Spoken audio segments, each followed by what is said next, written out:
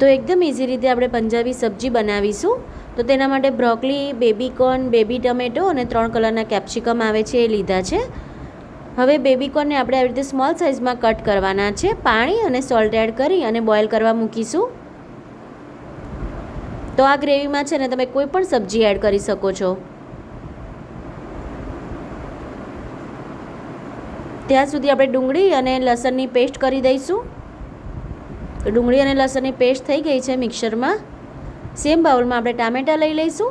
તો 3 ડુંગળી અને 1 ટામેટું લીધું છે, તેની પણ પેસ્ટ કરીશું.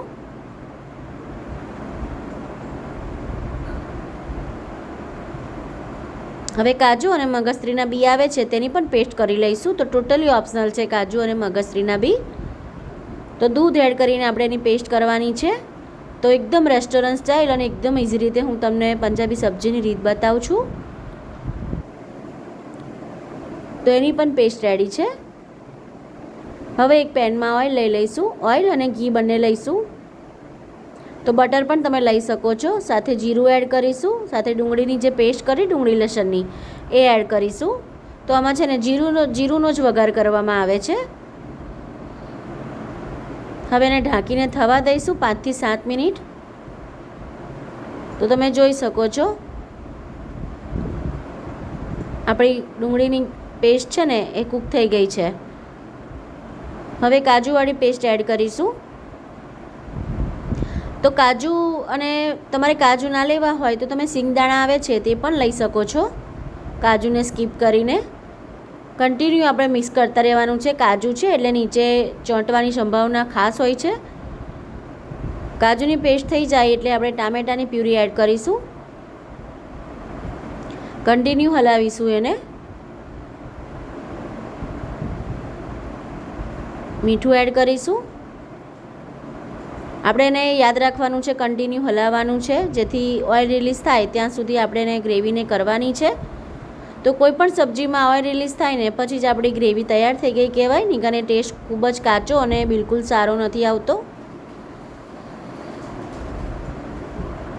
હવે બીજા એક પેનમાં આપણે બટર મૂકીશું. તો ગ્રેવી થાય છે ને આપણી સાઈડ પર, તો બીજા એક બર્નર પર આપણે બટર મૂકીશું પેનમાં. બધી સબ્જી લઈ લઈશું. કેપ્સિકમ જે 3 કલરના લીધા છે અને બ્રોકલી લઈશું. તો બેબી કોર્નને તો મેં કૂક કર્યા છે. સાથે બેબી ટોમેટો આવે છે તે પણ મેં લીધા છે. તો અધ કચરું એટલે કે એને પૂરેપૂરું આપણે કૂક નથી થવા દેવાનું, એને હાફ કૂક કરવાનું છે. સાથે હું ડુંગળીના પણ આવા મોટા પીસ એડ કરીશ. તમને જે સબ્જી પસંદ હોય એ સબ્જી તમે એડ કરી શકો છો. મીઠું એડ કરીશું જેથી ફટાફટ કૂક થઈ જાય. અને પૂરેપૂરું એને કૂક નથી કરવાનું, એ વાતનું ખાસ ધ્યાન રાખવાનું છે. કન્ટિન્યુ એને મિક્સ કરતા રહેવાનું છે.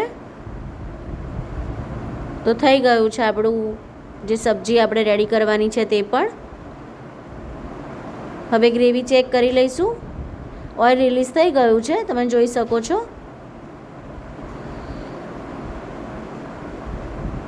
તો જે બેઝિક મસાલા છે એ જ એડ કરીશું. મરચું, હળદર, ગરમ મસાલો અને કિચન કિંગ મસાલો બંને મેં સાથે એડ કર્યો છે. સાથે ધાણા જીરું. તો પંજાબીમાં છે ને કિચન મસાલો તમે નાખો ને તો બહુ સરસ એનો ટેસ્ટ આવે છે. સાથે કસૂરી મેથી આવી રીતે હાથેથી ક્રશ કરીને એડ કરીશું. તો ઓઇલ રિલીઝ થવા લાગ્યું છે, તમે જોઈ શકો છો. તો કસૂરી મેથીનો બહુ સરસ ટેસ્ટ આવે છે. હવે જે સબ્જી આપણે રેડી કરી કૂક કરીને એ એડ કરીશું. સાથે બેબી કોર્ન બી એડ કરી દઈશું. તે પણ બોઇલ થઈ ગયા છે. બધું સરસ મિક્સ કરી દેવાનું છે. પાણી એડ કરીશું. તમારે થીક રાખવી હોય ગ્રેવીને એ પ્રમાણે તમારે પાણીને એડ કરવાનું. તો પાણી એડ કર્યા પછી ઓઇલ રિલીઝ થાય ને ત્યાં સુધી આપણે એને રહેવા દેવાની છે ગ્રેવીને. તો પંજાબી સબ્જીમાં આપણે એક વાતનું ખાસ ધ્યાન રાખવાનું છે. ઓઇલ રિલીઝ થાય ને પછી જ આપણે પંજાબી સબ્જી કમ્પ્લીટલી કૂક થઈ ગઈ કહેવાય. નહીંતર એનો ટેસ્ટ સહેજ પણ સારો નથી આવતો.